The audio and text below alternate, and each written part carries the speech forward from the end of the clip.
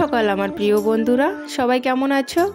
আশা করছি সবাই ভালো আছো, সুস্থ আছো, আর আমরাও ভালোই আছি। কোচবিহার জেলার ছোট্ট একটা গ্রাম থেকে আমি কৃষ্ণা আবারও চলে আসলাম নতুন একটা ব্লগ নিয়ে।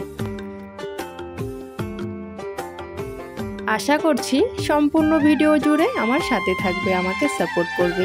যারা নতুন এসেছো তারা প্লিজ ভালো লাগলে লাইক করে চ্যানেলটি সাবস্ক্রাইব করে আমার পাশে থেকো, আর যারা আগের থেকে সাবস্ক্রাইব করে রেখেছো তাদেরকে অসংখ্য অসংখ্য ধন্যবাদ আমাকে সাপোর্ট করার জন্য।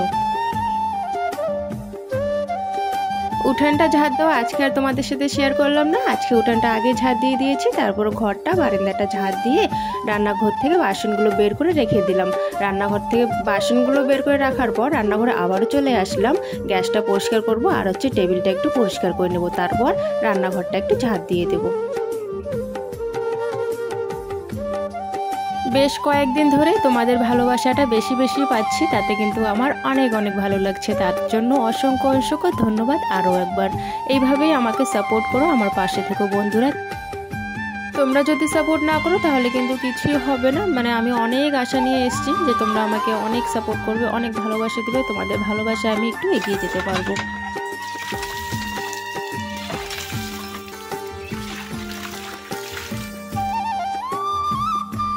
একজন আমার ব্লগে কমেন্ট করেছে যে সবসময় গরিব গরিব বলো, দেখে তো মনে হয় না যে গরিব।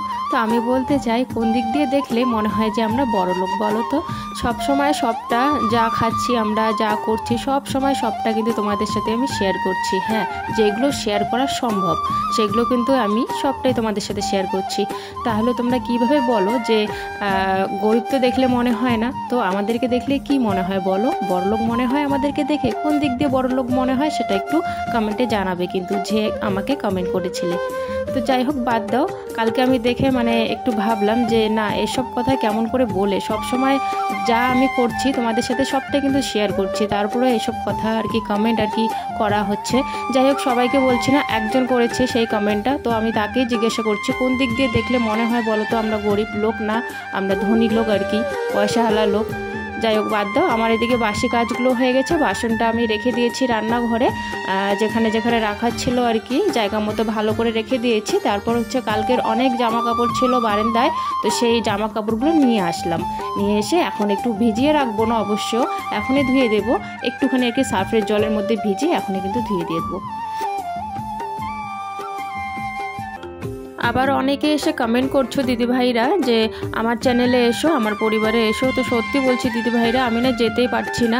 আগে কি হতো বলো তো, আমার ভিডিওতে কেউ যদি কমেন্ট করতো তাহলে আমি ওই কমেন্টের ডিপি আছে না, ডিপিতে ক্লিক করে ওদের চ্যানেলে সোজা চলে যেতাম।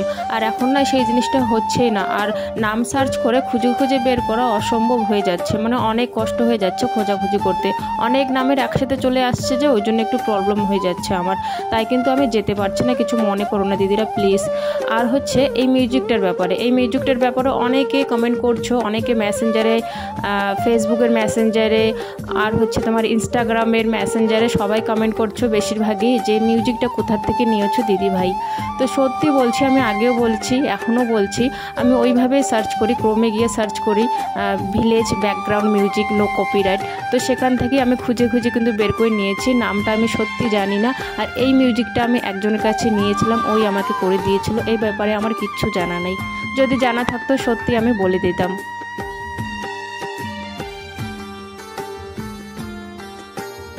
জামা কাপড়গুলো বাইরে মেলে দিয়ে এসে পড়েছি, তারপর চানও করে নিয়েছি। চান করে সোজা চলে আসলাম রান্নাঘরে সকালবেলা কিছু খাওয়ার করার জন্য। তো এখন আজকে আপাতত কিচ্ছু নেই সকালবেলা সবজি। তো আদা বাঁধাকপি ছিল অর্ধেকটা তো সেই অর্ধেক বাঁধাকপি আর দুটো আলু কেটে দিয়েছিলাম, গামলা কেটে রেখেছি। আর একটু ছিল আমাদের ঘরে আগের থেকে মুসুর ডাল, তো ভাবছি এগুলো দিয়ে একটু খিচুড়ি করব। তাই চালে ডালে একসঙ্গে ভালো করে দেখে নিলাম, ঝেড়ে নিলাম। আর ওদিকে কিন্তু বাঁধাকপিটা আগের থেকে আমি কেটে রেখেছি, তাই একটু খিচুড়ি বানাবো বলে এখানে খিচুড়িটা আমি বসিয়ে দেবো এখন।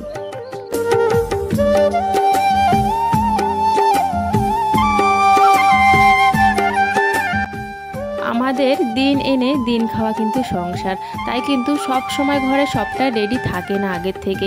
প্রত্যেক দিনেরটা প্রত্যেক দিন আনতে হয় আর খেতে হয়। হ্যাঁ, অনেক সময় হয় 2-3 দিনেরটা একসাথে আর কি আনা হয়, মানে ও যে টাকার উপরে আর কি, যখন যেরকম টাকা থাকে তখন কিন্তু সেরকমই আর কি বাজার করা হয়। তো এখন আর কি আপাতত ঘরে সকালবেলা কিছু নেই, কিন্তু পরে কিন্তু প্রীতমের বাবা গিয়ে কিন্তু নিয়ে আসে। আর এখন যা আছে তাই দিয়ে আর কি সকালবেলা আমরা সবাই মিলে খেয়ে নেব।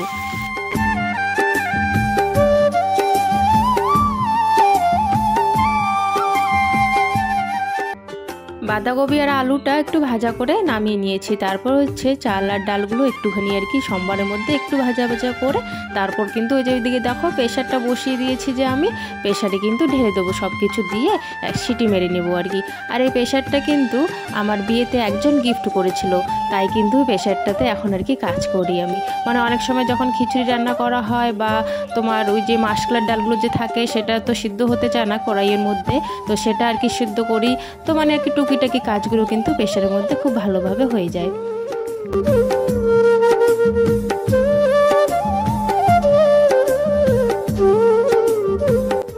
বাংলাদেশের দিদিভাইরা কিন্তু আমাকে অনেক অনেক সাপোর্ট করছে, অনেক থ্যাংক ইউ সো মাচ বাংলাদেশের দিদিভাইরা।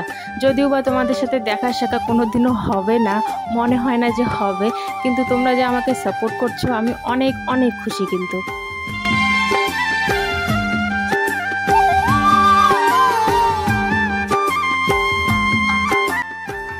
খিচুড়িটা বসিয়ে দিয়ে এসেছি গ্যাসে। তারপর হচ্ছে এখানে এসে ঠাকুর বাড়িটা একটু মুছে নিচ্ছে, এদিকে ঠাকুরটা পুজো দিয়ে দেবো। সকালবেলা যদি ঠাকুরটা পুজো দেওয়া না হয় না, তাহলে কিন্তু দেরি দেরি করতে করতে অনেকটা বেলা হয়ে যায়। রান্নাঘর থেকে আর বের হওয়ার কিন্তু সময় পাওয়া যায় না, আর বের হতে হতে অনেকটা বেলা হয়ে যায়, 2-3টে বেজে যায়, তখন আর ঠাকুর দিতে কিন্তু কীরকম লাগে, তাই না?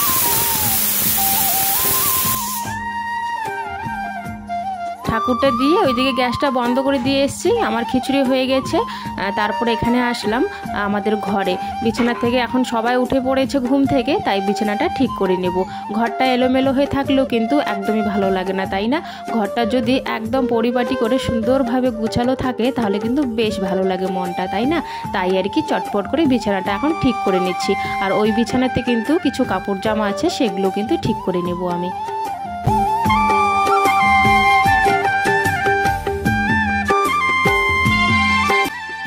আমাদের তোষকটা যেরকম নরম হয়ে কাপড়টা করে আর কি ছিঁড়ে গেছে, তেমন কিন্তু বিছানাটাও কিন্তু ভেতর দিয়ে অনেকটা সাইড কিন্তু ভাঙা।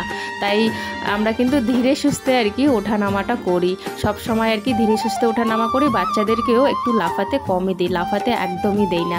একটু যদি বেশি লাফায় তাহলে ওটা ভেঙে যাবে, মানে কোনো রকম করে ওটার উপরে আর কি শোয়া হচ্ছে।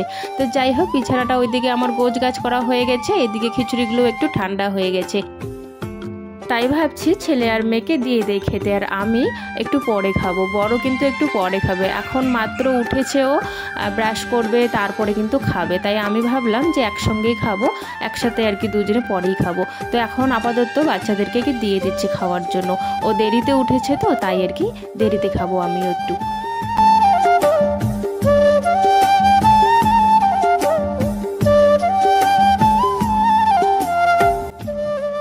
দিদিভাই আবার কমেন্ট করেছে তোমার বেবি দুটোকে একটু ভালো করে দেখাবে। হ্যাঁ দিদিভাই, অবশ্যই দেখাবো, তোমরা তো ব্লগে দেখতেই পারো, তবু আমি আরও ভালো করে দেখানোর চেষ্টা করব।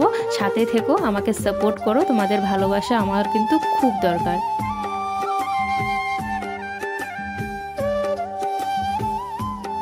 প্রীতমের বাবাকে বললাম খিচুড়ি খাও, তো বললো খিচুড়ি খাবে না, একটু চা করে দাও আমাকে। তারপরে 5 টাকার দুধ নিয়ে আসলাম, দুধ নিয়ে এসে 2 কাপ চা বানিয়ে ফেললাম। 2 কাপ চা বানিয়ে ফেললাম, আমিও 1 কাপ কিন্তু চা খেয়ে ফেললাম। আমিও যেহেতু খিচুড়িটা পরেই খাবো, তাই কিন্তু 1 কাপ আমিও চা খেয়ে ফেললাম। তারপরে তাড়াহুড়ো করে দেখো চিল্লানো শুরু করে দিয়েছিল বাইরে যে রেশন চলে এসছে, রেশন চলে এসছে। তো চট করে দৌড়ে আবার গেলাম রেশন আনতে, বস্তা আর ব্যাগটা নিয়ে। ব্যাগের মধ্যে আটা নিয়ে আসবো, আর হচ্ছে বস্তাটার মধ্যে চাল নিয়ে আসবো। 15 কেজি চাল দেয়, আর হচ্ছে 10 প্যাকেট কিন্তু আটা দেয় আমাদের।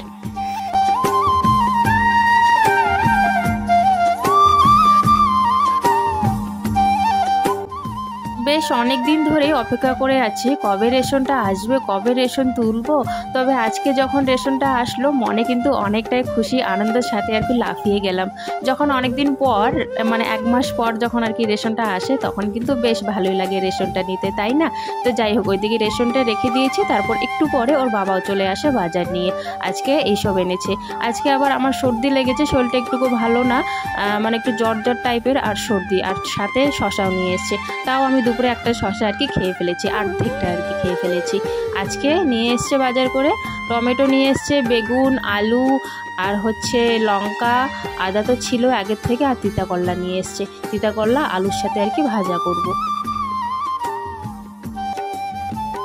সবজিগুলো জায়গা মতো কিন্তু রেখে দিচ্ছি, আর লঙ্কাগুলো বোটা ফেলে রাখবো। বোটা ফেলে রাখলে অনেক দিন, বেশ অনেক দিন কিন্তু ভালো থাকে, তাই কিন্তু আমি বোটাগুলো ফেলে দিই।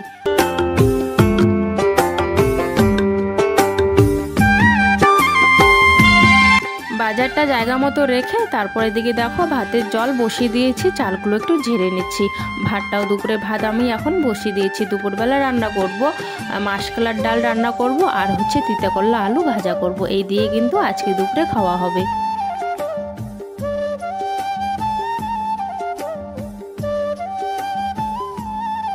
প্রথমের দিকে একটু উনানটা জ্বলতে কিন্তু খুবই অসুবিধা হয়, অনেক কষ্টর সাথে কিন্তু আমাকে জ্বালাতে হয়। এক তো প্লাস্টিক দিয়ে জ্বালাতে হয়, অনেকটা সময় লাগে। তারপর খড়িগুলো এখনও পুরোপুরিভাবে কিন্তু ঠিক শুকায়নি, তাও আমি এটা দিয়ে কিন্তু রান্না করছি আর কি, কাঁচা খড়ি দিয়ে রান্না করছি। অতটাও কিন্তু ভালো করে শুকায়নি, যেহেতু রান্নার খড়ি ছিল না তাই ভাবলাম যে না, যতটুক জলে যেভাবে জলে সেইভাবে আর কি কাজে লাগাবো।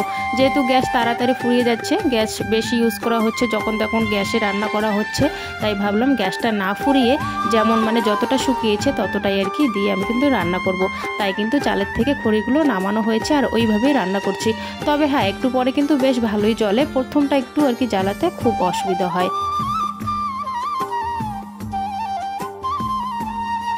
ভাবছি কালকে রান্নাঘরটা লেপবো, কারণ রান্নাঘরটা দেখো একটুতে কিন্তু দাগ দাগ হয়ে যায়, যেহেতু ভাতের মা রান্না করা হয়, খাওয়া হয়, তাই কিন্তু খুব তাড়াতাড়ি নষ্ট হয়ে যায়, তেলের ছিটে পড়ে। তাই ভাবছি যে কালকে একটু ভালো করে বেশি মাটি দিয়ে সাদা সাদা করে লেপে নেব, তাহলে কিন্তু বেশ ভালো লাগে। লেপা মোছা থাকলে ঘর বেশ ভালো লাগে। তাই আজকে থাক আপাতত, কালকে কিন্তু লেপে নেব। ভাতের দিক দিয়ে হয়ে গেছে, এখন কিন্তু আমি তিতা করলা আলু ভাজাটা কিন্তু বসিয়ে দেবো।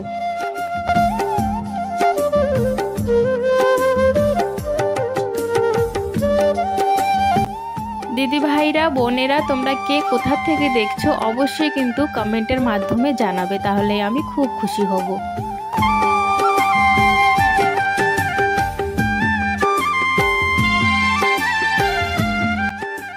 আজকে যে জামা কাপড়গুলো ধুয়ে দিয়েছিলাম বেশ ভালো আজকে শুকিয়ে গেছে। এখন কিন্তু সকালবেলা একটু ঠান্ডা আর রাতের দিকে একটু ঠান্ডা লাগে, দুপুরবেলা কিন্তু বেশ ভালোই এখন গরম পড়ে। তবে আজকে কিন্তু আমি সোয়েটারই পরেছিলাম, একটু পরে সোয়েটারটা পরে নিই আর কি, ঠাকুরটা দেওয়ার পর সোয়েটারটা পরে নিই।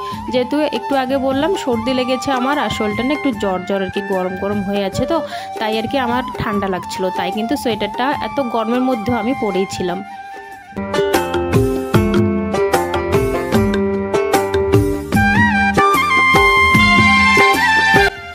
চাদরটা আর কিছু জামা কাপড় কিন্তু আমি আগে এনেছিলাম, যেহেতু শুকিয়ে গেছিল তাই আগে এনে রেখে দিয়েছিলাম। তারপর বাকি জামা কাপড়গুলো যেগুলো শুকায় নেই সেগুলো একটু পরে নিয়ে আসলাম খাওয়া দাওয়ার পর। তো ভাঁজ করে এখন জায়গা মতো রেখে দিচ্ছি। ঘরটা যদি এলোমেলো থাকে একদমই ভালো লাগবে না, তাই না? সেই কথাতে কিন্তু আমি বারবার বলে থাকি। তো যাই হোক, সত্যিই আমার একদমই ভালো লাগে না ঘরটা যদি অগুছালো থাকে, তাই কিন্তু সবসময় চেষ্টা করি ঘরটাকে গুছিয়ে রাখার। সবার জামা কাপড় ভাঁজ করে করে জায়গা মতো রেখে দিচ্ছি। দুপুরে খাওয়া দাওয়ার পর এক ফোঁটাও কিন্তু রেস্ট করি না আমি, রেস্ট না করে কাজে আমার লেগে পড়ে খাওয়া দাওয়ার পরেও। অনেকেরই আছে কিন্তু খাওয়া দাওয়ার পর একটু বিছানায় শুতে হয়, একটু আলস টাইপের হয়ে যায় আর কি শরীরটা। আমার কিন্তু একদমই সেটা হয় না, আমি কিন্তু একদম ফ্রি থাকি। আমি হচ্ছে ব্লগে ভয়েস দিচ্ছি আর এরা অনেকক্ষণ থেকে আমার ওয়েট করে আছে যে কখন আমি ওদেরকে খেতে দিব। যেহেতু খাওয়ার গামলাটা উপরের দিকে আছে, ওরা খেতে পারছে না, তাই কিন্তু আমার জন্য ওয়েট করে আছে।